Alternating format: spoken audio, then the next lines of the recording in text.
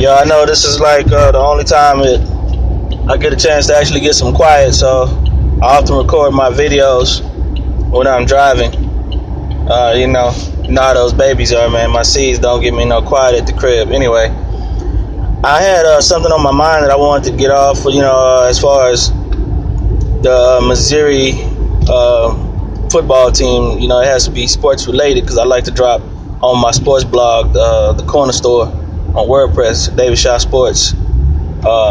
Plus, the Rock of the Writer, which is where I like to touch on the social issues involving Black America. And so, anyway, I want to just touch on some of the things that were going on over there. Just really, mainly the symbolism that was pointed out in the racist symbolisms, and from what it looks like, there was a lot of things going on that campus, and from what I read, it's been going on as far as racism, which is nothing new because this is America, and the racism has been going, is going to continue to go in certain sectors. So from what I hear, the president did resign, the football team, and I commend them for this. They stuck together with the student body that was unsatisfied with what was going on at that university at Mizzou, and there's been a lot of tension going on, especially since the Ferguson issue out there, and since the Ferguson thing, and the students, they're just not going to keep taking stuff, man. They're not going to keep taking it. So anyway, I commend them for standing up and unifying over something that was not idiotic, that a lot of us, especially our unguided young people, tend to unify over. It was something that meant something to them, and they got accomplished what they wanted as far as getting that president to resign. He resigned, and they don't like to hear that. That they have something to do with the racism. But if you're not doing anything about it, and you have the ability to at least put forth some kind of effort to stifle some of that stuff around there, then yeah, you need to get the hell out of there. And so, they told them that. They stood for it. Some of them did hunger strikes. Some of them just said, we're not playing football no more until which they have to understand. Yeah, it's a privilege for them because they get to get their free education or what have you, but they're also making a bunch of money for the institution, the sports programs, especially football. Football is the number one sport in America now, from what I believe, as far as monetarily.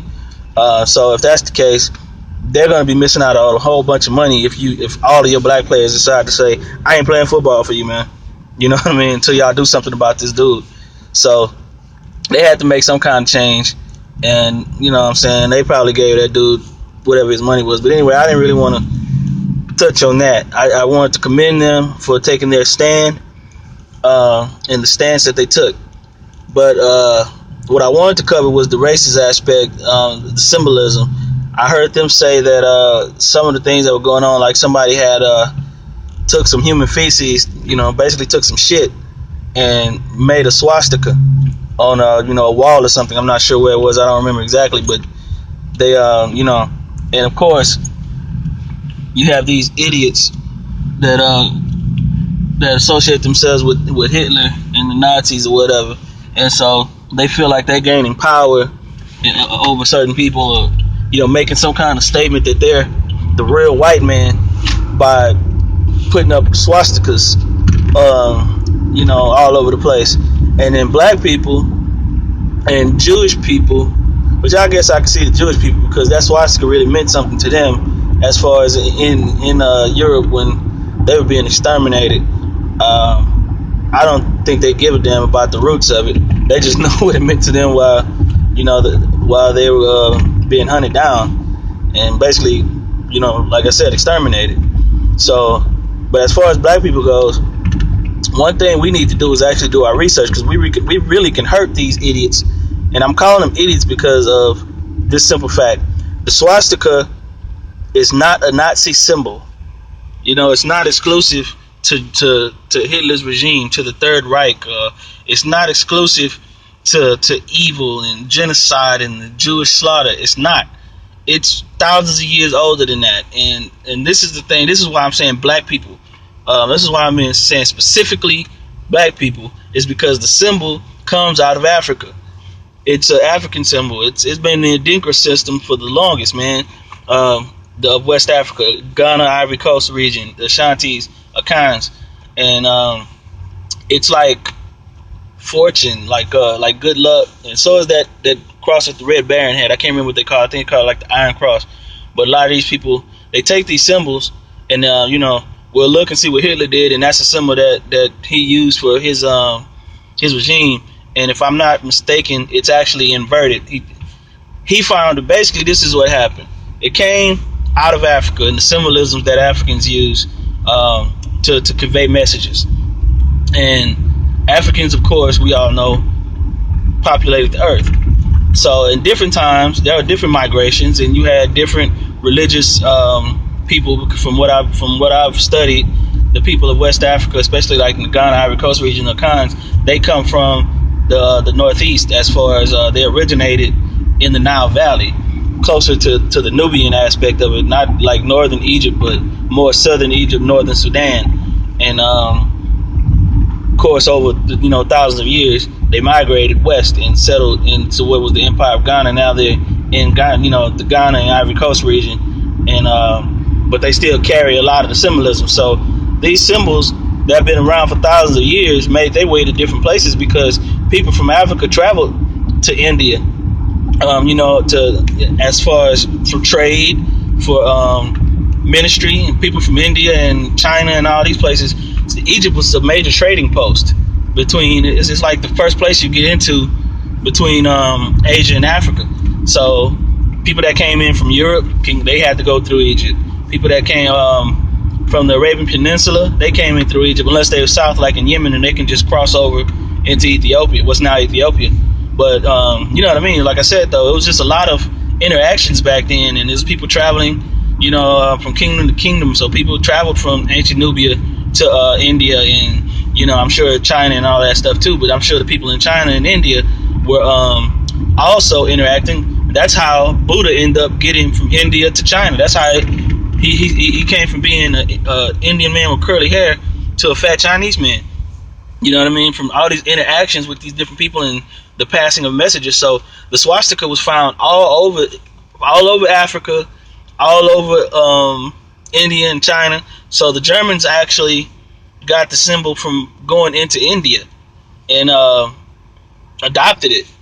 Not the Germans, but Hitler's people. When they started their cult, they used that symbol as good fortune, power, and because they thought what they were doing was correct. They thought it was the right thing to do. It was all in the name of evolution, all in the name of correcting the ills of the world by creating the perfect human beings.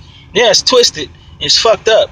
Now I'm not gonna act like this man wasn't delusional, but these were the points he was making. This is why he was doing what he was doing, and he adopted this sign as a form of power for him.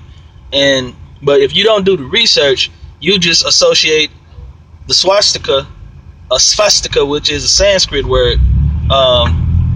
You will associate that strictly with the Nazi regime in Germany. Hitler's racist machine, his perfect white man regime. But that's not the root of it. It doesn't mean that they just took it. That's like saying that everybody, right now can look at a star and a moon, the crescent moon and the star of Islamic flags, and say, anytime you see somebody walking around with that, you think, oh, they're terrorists. Yeah, that's just as wrong, because it had nothing to do with terrorism. Islam means peace. It literally means peace. You know what I mean? So same thing with the cross. Like the symbolisms, people walking around saying that the cross it means salvation, it means sacrifice. Well, really, it meant several different things. The cross was around long time before Christianity was started, a long time before the Roman Empire. The Romans used the cross. First of all, the cross was seen as a celestial thing. It's in the sky as the procession of the sun for the equinoxes and the solstices. And so, you know what I'm saying?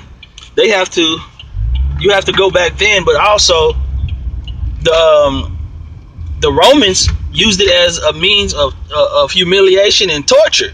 It wasn't no symbol of sacrifice to the Romans.